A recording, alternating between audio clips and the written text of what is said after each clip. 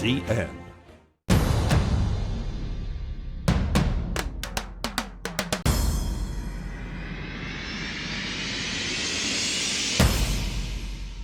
Hcn. Good morning, good afternoon, good evening to our cherished viewers and listeners all across the globe. Welcome to HCN, Heroes Cable Network. You are on the dot stream. As always, I am your popular host, Wala, and I have with us Nana Kojo-Son right here on the show. Thank you. Today, we're going to be talking about the issue of the day. And we all know what that is. This issue has engulfed not just America, not just the city of Minneapolis, but pretty much all over the world. Yeah. You know, everybody in Africa, Europe, Asia, Southern America, Australia, everybody is talking about this. And that is the killing of George Floyd at the hands of police officers who have sworn an oath to protect his life in Minneapolis. Welcome to the dot stream. We will be right back.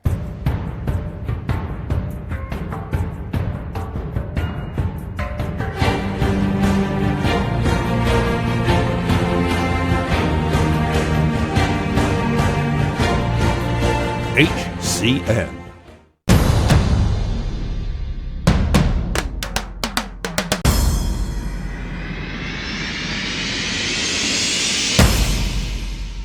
Hcn. Welcome back to the dot stream. And as we originally said, George Floyd, and I want to make my case very clear. We here at HCN and on this show, the dot stream, we condemn without any equivocation the killing and the murdering of George Floyd at the hands of the police officers who tried to arrest him. That was senseless, that was vicious. George Floyd, regardless of what his life was about, why 911 was called, whatever the story may be, there is absolutely no justification for how he died.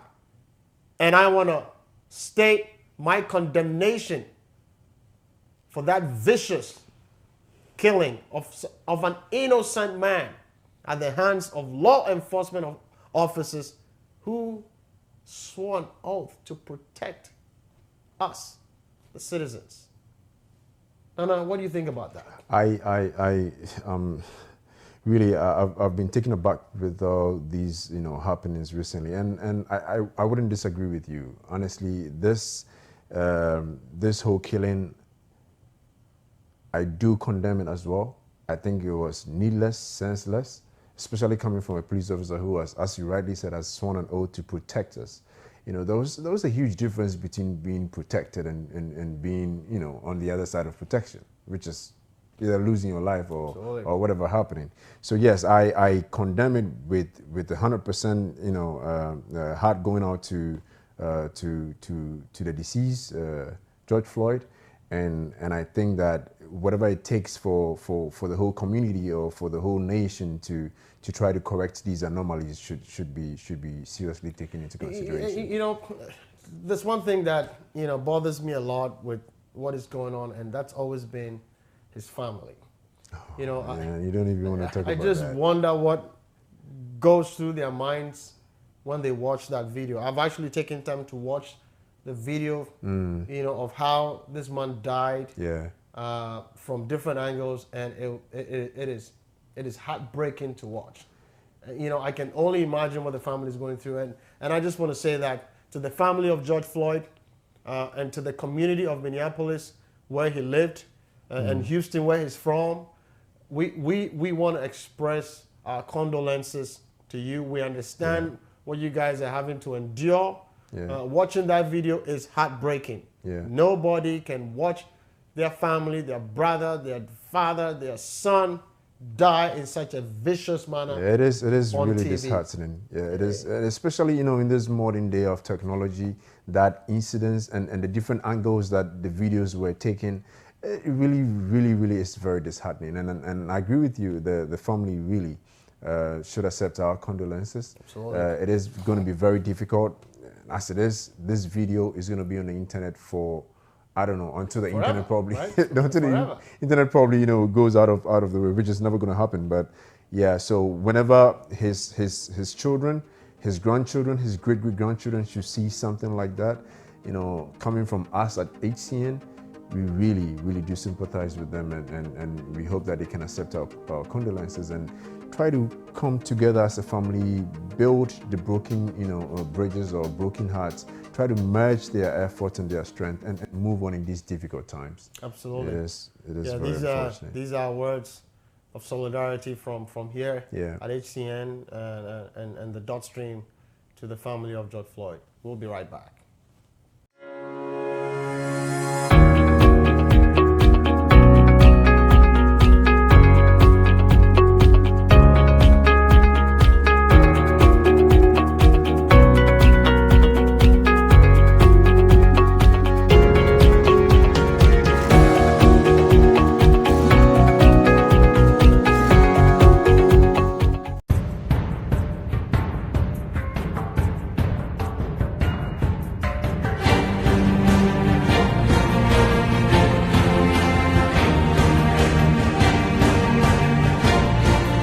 HCN. Welcome back to the dot stream, and as always, this is your host Wala, and here with us is Nana. We talked about George Floyd, and we talked about his family, and we understand that there's a lot of people out there that are justifiably outraged as to what they saw Yes. happen to him. Wouldn't you agree? I mean, yes. I mean, let's just take. Even though today's topic really is on George Floyd, let's just put him aside for a little bit. Look at all the other African Americans who have lost their lives through police brutalities and stuff like that over the years. I mean, for whatever reason, George's incidents has sparked a greater outrage than it is that we've known in the past. With all these movements, Black Lives Matters and all of that going on, sometimes, someone loses their life and then there is this little bit of an outrage, and then in like a day or two, everything dies down. And it as if nothing really happened before. But with this time round, you can see the depth and the level of intensity that people are outraged with this whole happening. It's as I said from the beginning, look, justifiably everybody, whether you're within the African American community, you're aligned with the minority cause, or what, you have every reason to be outraged that you witnessed a fellow human being being killed by law enforcement who was there to protect his life. Now, people are outraged, right? And as it is enshrined in the Constitution of the United States, that everybody has the right to protest. Yes. And here at HCN and on the dot stream, we are 100% with the protesters out there who want their voices to be heard, and expressing solidarity with the family of George Floyd. Now, while at that, we also must state that we are 100% against the rioters. Rioting is crime. And we do not condone any type of criminal activity on this platform. Yes. We support the right of people to protest peacefully and have their voices heard and ask and seek for change and progress. Yes. That is what we endorse here on this show. I find it interesting when you kind of like bring in the perspective of protesting and rioting into this whole discourse. The reason being that, yes, everyone in this country, by the Constitution, has the right to protest. But as you said, rioting is illegal. It's a crime. It's a crime, and so then you can. It's interesting because the words protesting and rioting, they've been sometimes are used interchangeably, and people don't understand what it is, right? What I find unfortunate with this whole protest, especially, is what impact it has had on the already suffering economy. We all know what it is that the American economy has been through, especially with the wake of COVID-19. And so, if people are protesting, under the broad argument of wanting to protest peacefully with the support and supervision of the police, but in the end, in the absence of the police, try to do other stuff like breaking into small businesses, those who are already been stroking, lost a lot of money, being given some government subvention, whatever it is, still struggling to try to, come back into business, and now losing a chunk of their property, and then they are set up and everything to rioters and not protesters. That is not good. I mean, so let me just take this point to just succinctly define what protesting is and what rioting means. Yeah. You have a right to protest as a citizen or as a resident in this country, and not only in this country, but all across the globe. It is guaranteed for global citizens to protest and have their voices heard, and that we do support. Yes. Now, what we don't support, and what unfortunately is beginning to happen, is that people have injected themselves into the vast majority of peaceful protesters, protesters who are now going out there and causing damage and destruction to people's personal properties and businesses, and in a lot of cases, lives. The family of George Floyd, his brother came out to issue a statement that you do not have to do this in their name. Yeah, I think his son equally did that. Absolutely. Yeah. So we want to be clear. We want change. We seek change, but obviously the destruction of people's livelihoods, the destruction and loss of lives, which of course is what we're protesting about. Yeah. We want to preserve lives. Yes. Right? And we don't want to put ourselves in the position where the same lives that we seek to preserve, we're seeking to destroy. Yeah. In that process. Yeah. I agree totally that, as much as possible, people should be civil with the act of protesting. There's a slight difference or margin between wanting to violently protest and peacefully protest. So not everybody, not all protesters obviously will come to the protesting setup or setting with equal minds, even though whoever the leader or the organizer is would want to direct them at a particular, tangent or direction. There are, individuals who would have totally different mindsets and agendas. Right. So it is quite difficult to try to control that. But as much as possible, once you leave your home, especially in this COVID-19 season, once you leave your home to want to join protesters, have the mentality that I want to do a more peaceful protest to send my message, my signal out there that I hate what it is that the police are doing to people of race or whatever it is, and I want this justice to be provided for, George Floyd or whoever would be potentially a victim to this incident. Absolutely. That will send your message better than having to go around and then destroy properties. And unfortunately, that is what is Yeah, I mean that's happening. That's totally the message not that all the vast majority of peaceful protesters are trying to send is getting lost in the middle of all this destruction. We'll be right back. We're going for a short commercial break.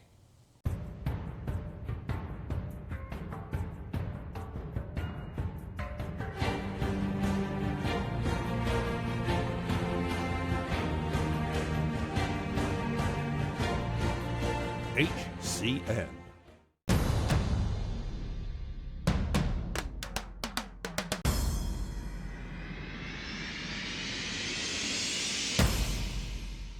HCN. Welcome back to the Dot Stream. So, as we've already said, we've witnessed what is going on, and we just want to stress the fact that in the middle of all of this, there's one thing that stands true, which is people want progress. Yes. People want change. Yes. People want things to be different from how it is now. Yes. People want things to be different for how it was for George Floyd. That, in the end, is what this whole conversation is and should be about. Yes. That is the message that the vast majority of protesters are sending out there. And unfortunately, that is getting lost. Here at ACN and on the Dot Stream, we make a promise to our community to impart knowledge. So our challenge from here on is, how do we move on? We don't want to dwell on the wrongs of the past. Then we make no progress. Yes. We want to move on. Yes. With the ultimate goal of being, how do we save lives? Yes. How do we prevent a fatal outcome for me, for you, for our children, for your children out there? How do we prevent such a fatal outcome? If we, myself, you, your children, yourself, find yourself in a similar situation. And I guess that is what we're going to talk about in this subsequent few minutes. And Yeah. I think that should be the future conversation. Yeah. Wouldn't you agree? Yeah, I mean, I totally agree. If you look at all these incidents surrounding the death of African American, be it male or female, or the arrest of an African American, be it male or female or whatever it is usually with a precedence and its interface with the police officer. It could be just a regular call to a broken home, or it could be somebody treading or trespassing on somebody's property, or it could be a police stopping, an African American, in a vehicle or something like that. So, in my opinion, the whole process of wanting to stop this from reoccurring would have to begin from when there is an interface between an African American and a police or a peace officer. Good point. So, there's so many things that we cannot control. Yeah. There's a lot of people out there who are protesting about racism. Yeah. Who are impugning motives into people's actions, and justifiably so. As we sit here, I don't know what you're thinking. Yeah. I don't know what you're thinking either. That's true. I don't know what you're thinking at home. There's no mechanism for anybody to go into anybody's brain to root out racism from their minds. Yes. Or from their thoughts. And neither Impossible. can you do the same for me. Impossible. So there are so many things that we can control, and there are obviously some things that we cannot control. Yeah. Obviously, the bigger conversations about, putting mechanisms in place to make sure that the society is just and, equal for everybody, those will keep on going. But can we, as a first step, start focusing on what I can control to safeguard my life and what you can control to safeguard your life? And there's this talk, a lot of times you hear this in private business, control the controllables, right? Yeah. Wouldn't you agree? Yeah, I do. Absolutely. I mean, yes, I do agree. And if you look at the issue that I did suggest earlier, it's usually when there is an interface between you and a police officer. So all these controllables of what can be controlled obviously should begin from that point on. So, it's a good point. So when you're a citizen Yes. or resident, Yes. right, and you have no interaction with law enforcement, then there's no problem. Yes. But there could be a potential problem when you have an interaction with law enforcement. And that's where your personal ability to control comes in play. So, our advice, right?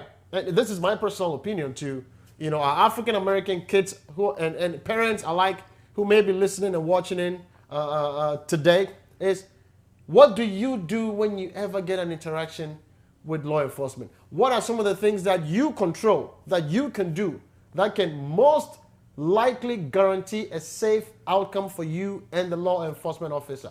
And I think when we start focusing on some of those little bitty things, we can make some progress. Yeah. We know that there are about 900 to 1,000 people that die at the hands of cops in the USA every year. Maybe if we focus people attention to how do you control yourself, how do you handle yourself, we might be able to bring that number down from 1,000 to 900 to 800 to 700 as we go.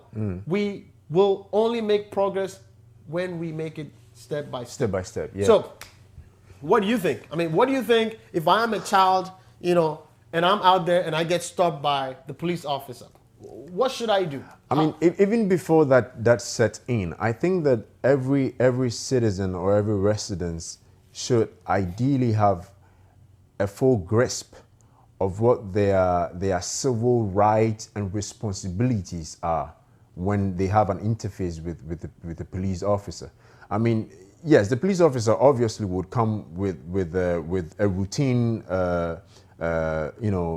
points to or questions to ask you. Hey, can I see this? Can I see that? Can you do this for me? Can you do that for me? Sometimes it just pays to let him do that, because that is his responsibility as a police officer to go through those series of questioning, for him to arrive at a particular position as to whether he needs to be at a combating position or he needs to be at a more restrained position. So you as a civilian having to know your rights, responsibilities, and the civil rights and responsibilities before an incident of that nature happens is very crucial.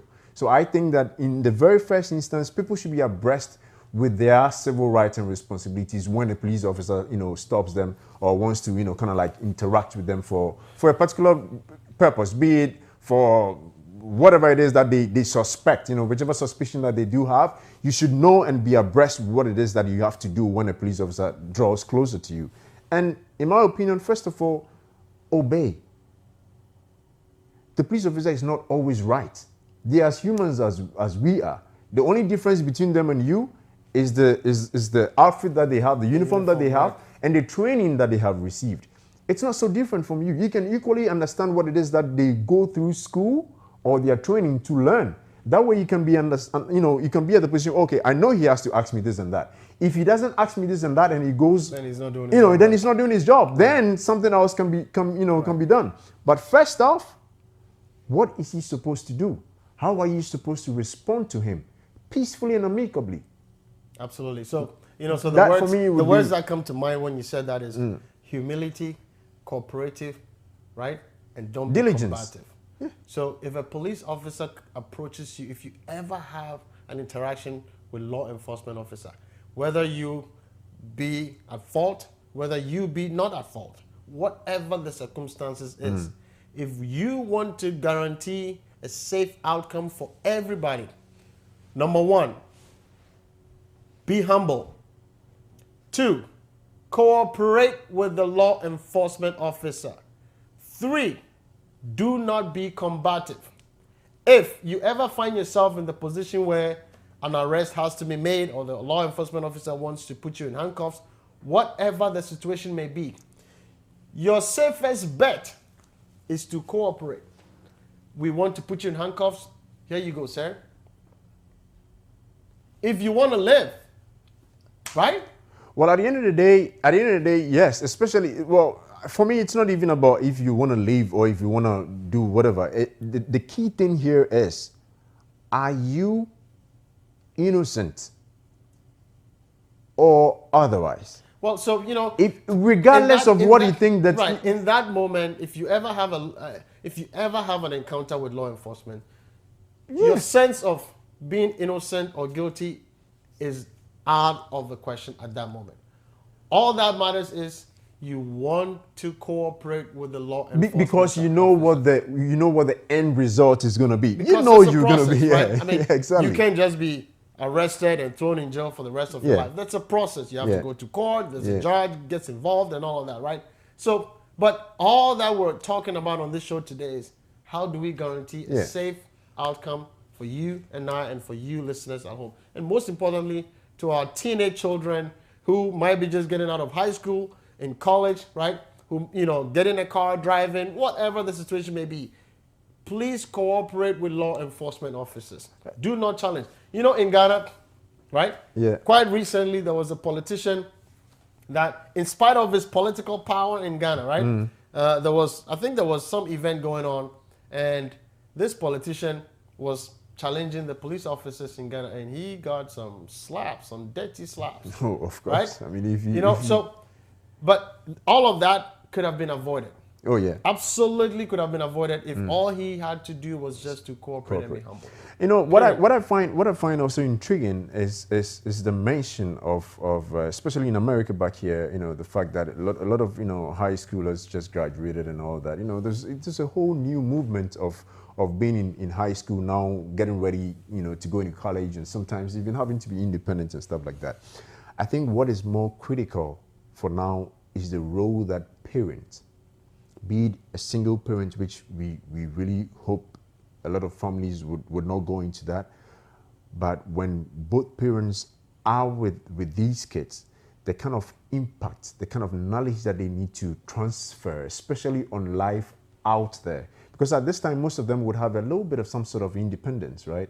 So how do parents take up the challenge to educate their kids about real life out there and the possibility of interfaces with the police. Absolutely. So because this is something that cannot be I mean, be left to yes, for the case to think everybody or has find a their role. way around Everybody in the community has a role to play in this.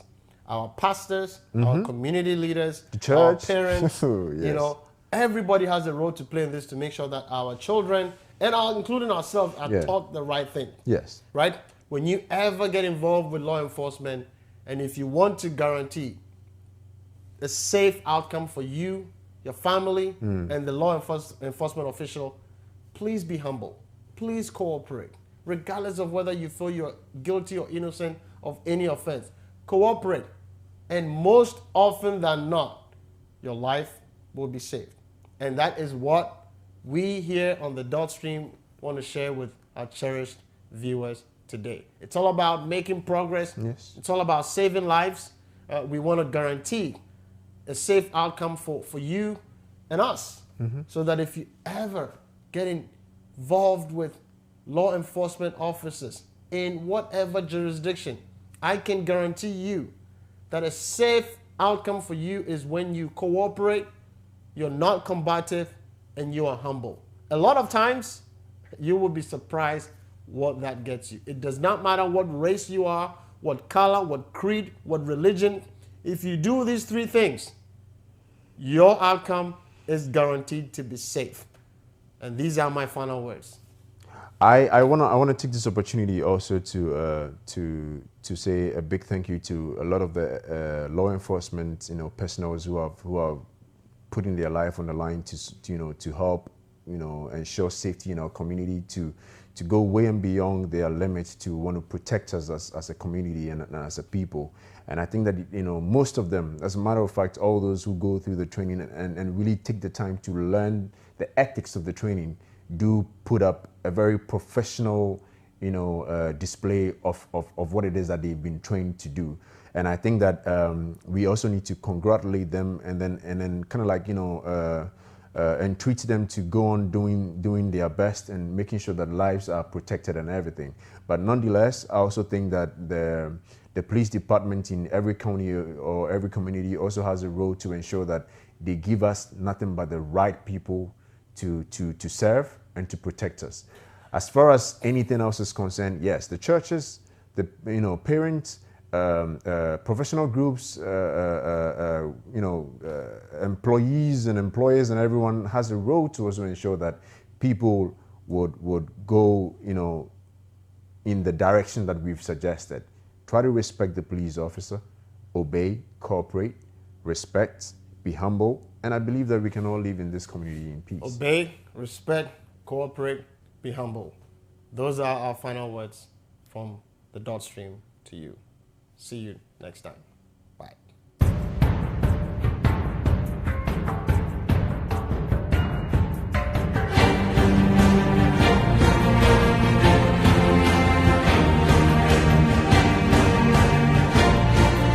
HCN.